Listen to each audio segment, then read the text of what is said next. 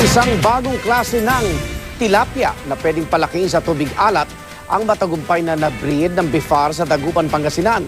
Mas hinahanap daw ang tilapia ang tubig alat dahil mas masustansya at mas masarap ito kumpara daw sa tilapia sa tubig tabang. Saksi si Jet Arceliana ng GMA Dagupan. Tubig tabang ang tilapia na pinaparami sa mga palaisdaan pero may na-breed na rin ng Bureau of Fisheries and Aquatic Resources sa Dagupan na tilapia na pwede sa tubig alat, ang Molobicus hybrid tilapia. Kumpara sa na-breed noon na saltwater tilapia, ang bagong hybrid tilapia na ito mas lumalaki at kayang mabuhay sa tubig alat. 15 taon daw binuo ng mga marine biologists at geneticists ng BFAR National Integrated Fisheries Technology Development Center ang pag-crossbreed sa tilapia. Ayon sa BFAR, maaaring maging alternatibo ang pag-breed sa tubig alat ng mga fish growers sa pagpaparami ng bangus kung madalas makaranas ng fish kill sa kanilang ilog o palaisdaan.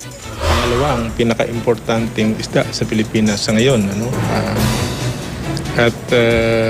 Ito kasi yung isda na medyo malawak yung pwede nating pag-alagaan.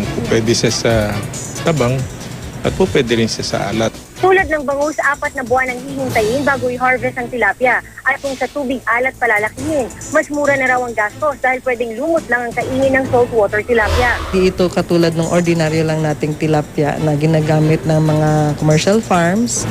So they did a lot of processes to come up with this saline tolerant strain of tilapia.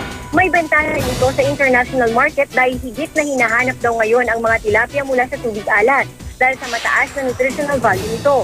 Katunayan ayon sa BFAR, mas mayaman daw ito sa omega-3 fatty acid na mabuti sa puso. Mas masarap at mas malasa rin daw ang tilapyang alat. Ako si Jet Arceliana, ang inyong saksi.